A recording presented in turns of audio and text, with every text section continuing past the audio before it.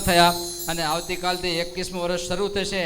આપણે બહુ મોટા ભાગી છે કે આ દિવ્ય મહામહોલ મંત્રમય મહોલ છે, મંત્રમય મૂર્તિ છે અને મંત્રમય સ્થાન છે.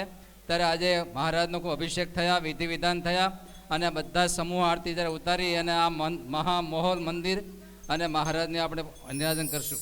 જય સદગુરુ સ્વામી પ્રભુ, જય સદગુરુ સ્વામી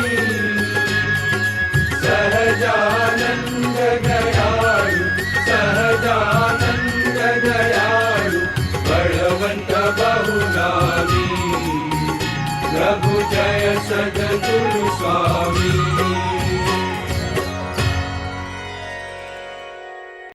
સર્વ અવતારી ઈષ્ટદેવી ભગવાન સ્વામિનારાયણ અને એ મહાપ્રભુનો દિવ્ય મહામંત્ર સ્વામિનારાયણ મહામંત્ર અને એ મહામંત્રની જ્યાં 20-20 વર્ષથી ધૂન ચાલતી હોય એવો આપણો આ સ્વામિનારાયણ મહામંત્ર મંદિર.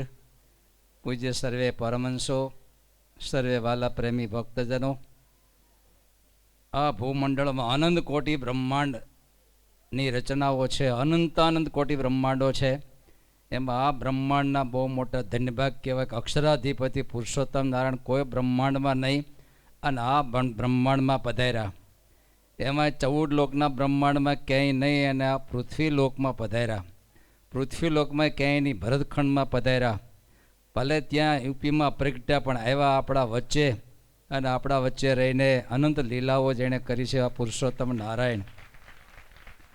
સર્વેશ્વર, સર્વાવતારી, સર્વંતર્યામી, અનંતાનંદ મહિમાશીલ એવા મૂર્તિ આ બ્રહ્માંડમાં જ્યારે પુરુષોત્તમ નારાયણનું પ્રાગટ્ય થયું તો જેવું મહારાજનું પ્રાગટ્ય થયું એવું જ મહારાજે સ્વયં પોતે મહામંત્રનું પ્રાગટ્ય કર્યું. સવારે કથામાં સેજ અને તત્વજ્ઞાન સાથે ચર્ચાઓ કરી હતી કે સ્વામિનારાયણ મહામંત્ર કેટલો મહિમાશીલ છે. અનંતાનંદ શબ્દો છે એ કોઈકને કહેનારા છે. મોહનથાળ બોલીએ તો એક બટકું દેખાય આપણને, હાથી બોલીએ તો એક પ્રાણી દેખાય, સ્વામિનારાયણ એટલું બોલીએ તો શું દેખાય? અનંતાનંદ મહિમાશીલ ભગવાનનું જે કોઈ પર સ્વરૂપ, વ્યૂહ સ્વરૂપ, અવતાર સ્વરૂપ, અંતર્યામી સ્વરૂપ કે અર્ચા સ્વરૂપ, આ 5 સ્વરૂપે કહીને સમસ્ત વિશ્વરૂપે ભગવાન જ્યારે રહ્યા છે. સ્વામીને એટલું બોલીએ તો સ્વામી એટલે અક્ષરાધિપતિ પુરુષોત્તમ સદા સાકાર મૂર્તિ. નારાયણ કહીએ તો પર અવર તમામ જે ભગવાનના સ્વરૂપો છે એ બધા એમાં સમાવેશ થયા. ત્યારે એવો મહામહિમાશીલ સ્વામિનારાયણ મહામંત્ર આજને દિવસે ફરેણી ગામમાં રામાનંદ સ્વામીને ધામમાં ગયાના 14માની સભામાં એ સંતો અને ભક્તો વચ્ચે મહારાજે પોતે પ્રગટ કર્યું. મહારાજ પોતે તો પ્રગટ થયા પણ એણે જો કોઈ મહામહિમાશીલ કોઈ પ્રગટ્ય કર્યું હોય તો સ્વામિનારાયણ. અને એ સાથે કહીએ છીએ કે મહારાજે સ્વસ્વરૂપનું જ્ઞાન જો પ્રગટ કર્યું હોય તો વચનામૃતનું પ્રાગટ્ય કર્યું અને એ ભગવાને પોતાના દિવ્ય ગુણોમય એક સ્વરૂપને પ્રગટ કર્યું હોય તો વાલાએ નંદ સંતોનું પ્રાગટ્ય કર્યું.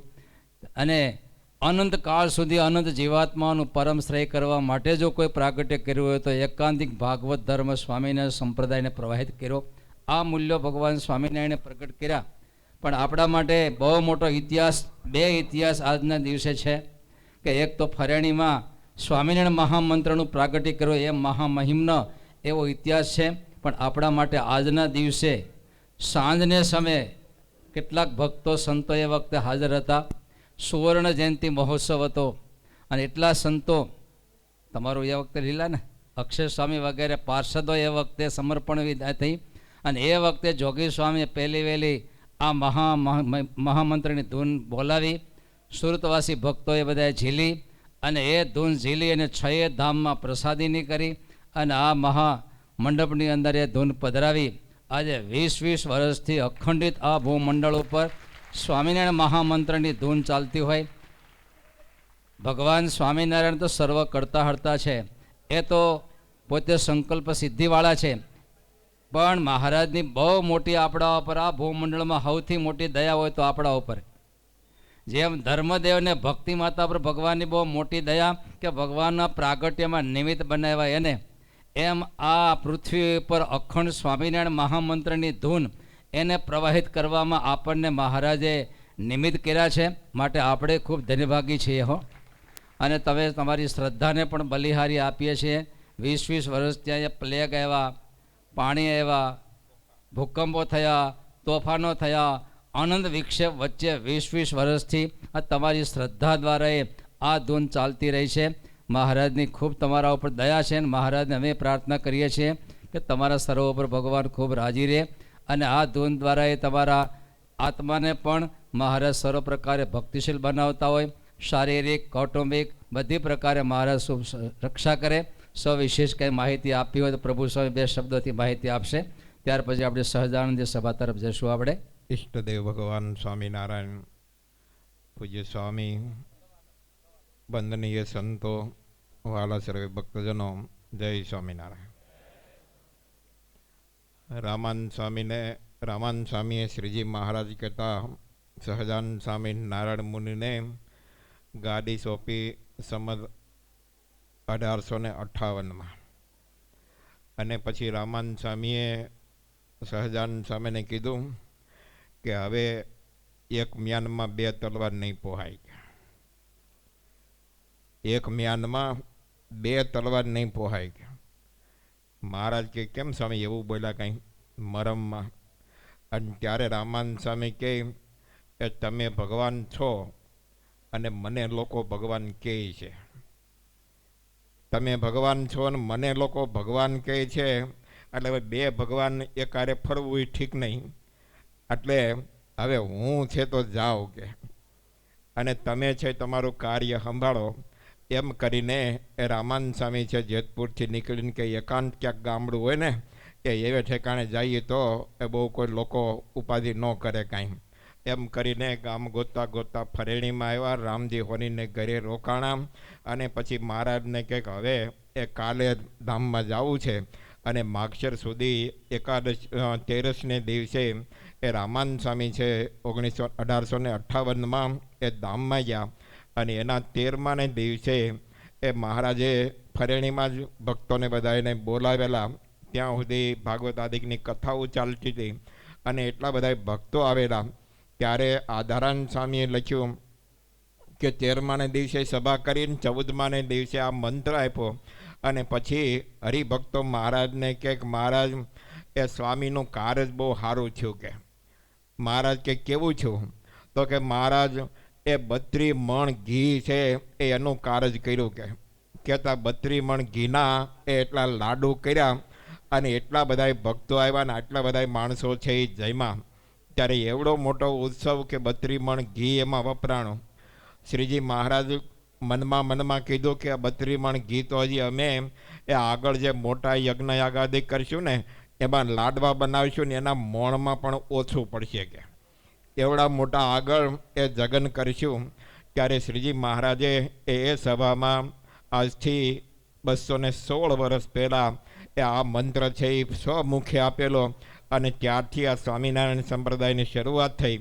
ભાગશાળી આપણે એટલા માટે છીએ કે બધાને ભાગના વાત તો સ્વામી કરે, પણ વિશેષ ભાગવાન તો એ છે ધર્મવલ્લભ સ્વામી કે એને આટલો મંત્ર પ્રવર્તાવવા માટે એ આપણને જોડ્યા. એ પૂજ્ય સ્વામીએ ત્યાં ફરેણીની અંદર ઘણી વખત ફરતી ધૂન છે એની પૂર્ણાહુતિ કરેલી અને પહેલી વહેલી એ સુરત ગુરુકુળ થયા પહેલાં એ લગભગ 150-200 ગામની અંદર ફરતી ધૂન છે એ કરેલી અને એની પૂર્ણાહુતિ જ્યારે ત્યાં ફરણીમાં રાખી એ ત્યારે સવારના 9 વાગ્યાથી માંડીને એ બપોરના 1:30 વાગ્યા સુધી કન્ટિન્યુ સભા ચાલેલી. અને એવડી મોટી સભા ગુરુકુળ પરિવારમાં એ ગામમાં તો પહેલી વહેલી થયેલી. ત્યારે એ પૂજ્ય સ્વામીએ ત્યાં તો એટલી ધૂન કરાવેલી રાજકોટમાં. પછી સંકલ્પ હતો ને અહીંયા ખાતમુહૂર્ત કરવાનું થયું ઈસવીસન 1990ની સાલમાં. ત્યારે જોગી સ્વામી કે ધૂન કરતો આવું અને એને પરિણામે સ્વામી કે કેટલી ધૂન કરવી? તો કે 100 કલાકની અને 108 કલાકની 1990માં ખાતમુહૂર્ત વખતે પહેલી ધૂન કરી. 1992માં એ જ્યારે ગુરુકુળનું ઉદ્ઘાટન કરવાનું થયું એ ત્યારે પછી સ્વામીએ 1 મહિનાની એ અખંડ ધૂન કરાવેલી. 92 પછી પાછું 2 વર્ષ પછી 1994માં 1000 કલાકની એ ધૂન કરેલી અને પછી પાછી 96માં અખંડ ધૂન કરવી હતી. પણ એની ટ્રાયલ તો લેવી પડે ને ભાઈ. આવડા મોટા સત્સંગમાં ક્યાંય ધૂન નહોતી હાલતી. 108 કલાકમાં વાંધો ન આવ્યો, 1 મહિનામાં વાંધો ન આવ્યો, 1000 કલાકમાં વાંધો ન આવ્યો અને છતાંય સ્વામી કે હજી એક ટ્રાય લઈ લઈ અને પરિણામે એ 1 વર્ષની ધૂન છે એ અખંડ શરૂ કરેલી. અને એમાં જ્યારે ધૂન કરવા આવતા ત્યારે જાંબુડો સારો હતો ને ઉનાળામાં જાંબુડા આવ્યા ખાઈ ખાઈને મજા કરતા છોકરા બૈરાઓ માણા બધા પુરુષો બધા થઈને અને એ ધૂન છે સરસ મજાની થઈને પછી હિંમત આવી કે હવે વાંધો નહીં આવે. અને ત્યારે પૂજ્ય ગુરુ મહારાજને રાજકોટમાં વાત કરી એ ટાઈમે ઉત્સવ હતો 1997માં 25મી ડિસેમ્બર માગશર વધી આ એકાદશીની દિવસે એ લગભગ આ ટાઈમ જ હતો. રાત્રિની સભા હતી બીજા સેશનની અને એમાં પૂજ્ય જોગી સ્વામીએ ધૂન બોલાવી, ગુરુ મહારાજે તબલા વગાડ્યા અને એ ટાઈમે શરૂ થયેલી ધૂન એ આજે નિર્વિઘ્નપણે આટલા સંકટો, પૂરનું સંકટ કેવું ક્યાંય કોઈ આવી ન શકે. હિન્દુ મુસ્લિમનું એ ટાઈમે કરફ્યુને હુલ્લડ થતા એમાંય રેલ રોડ પહેલે નંબર પ્રખ્યાત હતો અને છતાંય પાછા યુવાનો છે બળ ભરી રાખીને એ અહીંયા આવતા. પ્લેગ ફાટ્યો ત્યારે આખું સુરત ખાલી થઈ ગયું પણ છતાંય એ ધૂન છે ચાલતી રહી. અને અહીંયા જ્યારે પાણી આવ્યું ત્યારે ધૂન મંડપ સુધી આપણું પાણી હતું પણ છતાંય એ ધૂનને ત્યાં છાત્રાલયમાં લઈને પણ એ વિદ્યાર્થીઓ, સંતોને, યુવાનોએ ચાલી રાખેલી. ત્યારે આજે અહીંયા તો 1,75,000 કલાકની ધૂન પૂરી થઈ હો. ત્યારે એટલી તો સુરતમાં એ સિવાય બીજી ધૂન સ્વામી શરૂ કરાવી વડતાલમાં, ક્યાંય પણ એટલા વર્ષથી આજે લગભગ 10 વર્ષથી એ ધૂન ચાલે છે. નીલકંઠ ધામની અંદર એ ધૂન શરૂ કરી પહેલી 1 નવેમ્બર 2013ની સાલમાં અને ત્યારથી ત્યાંય કન્ટિન્યુ ધૂન હાલે છે. એ લગભગ આજે 36,000 કલાક જેટલી ધૂન છે એની પણ ત્યાં પૂરી થઈ. અને ત્રીજી ધૂન છે એ વર્ણિન્દ્ર ધામમાં શરૂ થઈ ગયા વખતની એ 30મી સપ્ટેમ્બર અને ત્યારથી મારીને આજે એ સતત ધૂન ચાલે છે. આજે ધર્મનંદન સ્વામી ધૂનનું બધું સંભાળે એમને સ્વામીને વાત કરી હતી કે આજે 75 દિવસ અમારી ધૂનને પૂરા થાય છે. 75 દિવસમાં એ 4500 ભક્તોજનો છે એ ધૂનમાં આવ્યા છે લાભ લેવા માટે. 4500 ભક્તો. હજી એક વારો એ પૂરો નથી થયો, હજી એક વારો પૂરો નથી થયો અને હવે પછી બીજો રાઉન્ડ છે 16 દિવસ પછી શરૂ થશે. ત્યારે એવી ધૂન એ ક્યાંય પણ એટલી સરસ મજાની ચાલે છે. ત્યારે ગુરુદેવ શાસ્ત્રીજી મહારાજને પણ એ ભજન ગમતું, એમણે કરાવ્યું અને કર્યું. ગુરુ મહારાજને ભજન ગમે એ કરી રહ્યા છે અને પૂજ્ય સ્વામીને પણ એટલું ભજન ગમે છે. એને પરિણામે એ આટલી ધૂન, આટલું મંત્ર લેખન એ આ ગુરુકુળ સુરત પરિવારમાં એ સૌ હોંશે કરી રહ્યા છે. ફરતી ધૂન હોય તો એને પણ આજે લગભગ હવા વરહ જેવું થવા આવ્યું. કારણ કે એ અષાઢ સુધી એ નોમ એકાદશીને દિવસથી આગલા વર્ષથી શરૂ કરેલી. ત્યારે એ ધૂન છે એ પણ એ આજે અહીંયા અખંડ ગામની અંદર ચાલી રહી છે. ત્યારે ભગવાનના ચરણોમાં પ્રાર્થના કરીએ કે પૂજ્ય સ્વામીને શરીરે સુખાકારી સાથે નવા આયોજન કરવાનું બળ આપે અને આપણને એમાં ભાગ લેવાનો એ શ્રદ્ધા આપે. એટલું કહીને વિરમું. સહજાનંદ સ્વામી મહારાજની જય. વાલા ભક્તો, આજના દિવસે 63 જેટલા જે યુવક મંડળો આપણા રાત્રિના સમયમાં ધૂનની અંદર આવે છે ત્યારે બહુ મોટી એમની જવાબદારી છે. સિટીની અંદર ધૂન કરવી અઘરી હોય છે, છતાં પણ રાત્રિના સમયમાં જે ભક્તો ધૂનની અંદર આવે છે એમની કાયમિકની જવાબદારી જેમના શિરે છે એવા અશોક ભગત પૂજ્ય મોટા સ્વામીનું પુષ્પમાળા પહેરાવી અને પૂજન કરશે. સાથે વાલા ભક્તો 83 જેટલા મહિલા મંડળો આવે છે ત્યારે એ મહિલા વિભાગની જવાબદારી જેમના શિરે છે એવા વિભુ ભગત તેઓ આવી પૂજ્ય સ્વામીનું, પૂજ્ય પ્રભુચરણદાસજી સ્વામીનું પુષ્પમાળા પહેરાવી અને પૂજન કરશે.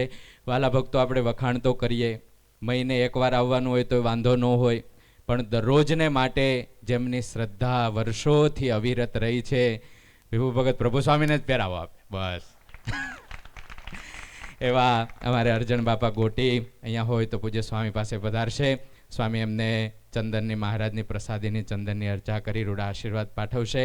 અમારે દિલીપ ભગત રોજ 8 વાગ્યાથી 10:30 વાગ્યા સુધી મંડળ આવે ત્યાં સુધી એમને ધૂન કરવાની હોય છે, તેઓ પણ આવશે.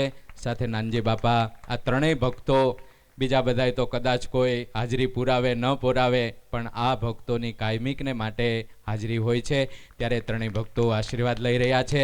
સાથે ભક્તો અહીંયા ધૂન કરવા માટે આવે છે, એની જવાબદારી સંભાળનારા ભક્તોને આપણે આશીર્વાદ અપાવ્યા. પણ મંત્રને લઈ અને રોજના માટે વિવિધ વિસ્તારોની અંદર જવા માટેનો જે ભક્તોનો આગ્રહ છે, એમાં ફરતી ધૂનને તો આપણે ખૂબ સારી રીતે જાણીએ છીએ.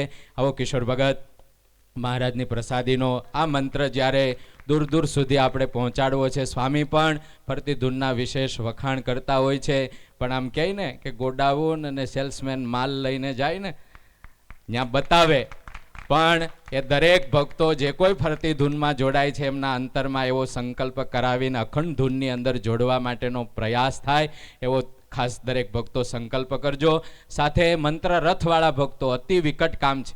વાનની અંદર પાછું ધીમે ધીમે ચલાવવાનું, ફૂલ ચલાવવાનું હોય તો વાંધો નથી, થોડોક પવન આવે, પણ શેરીએ શેરીએ ઘૂમવાનું. અને આપણો મંત્ર રથ સ્વામિનારાયણ મહામંત્ર લેખન માટે જે જાય છે ત્યારે એમની જવાબદારી કાયમિક માટે સંભાળી રહેલા છે એવા મારે નનુ ભગત દેવાણી જેવો હોય તો પૂજ્ય સ્વામી પાસેથી ઝડપથી પ્રસાદીનો હાર સ્વીકારવા માટે આવશે. અને હવે અત્યારે અહીંથી છૂટ્યા પછી ખૂબ શાંતિથી લગભગ સહજાનંદી સભ્યો અહીંયા બધા ઉપસ્થિત છે. અત્યારે હાજરી પુરાવવાની અનુકૂળતા હોય તો ઠીક છે, પણ પ્રસાદ લેવાનું ભૂલતા નહીં. બે બાજુ મહિલાઓને ત્યાં વચ્ચેની ભાગમાં ત્યાં કાઉન્ટર મૂકેલા છે, ત્યાંથી પ્રસાદ લેવાનો.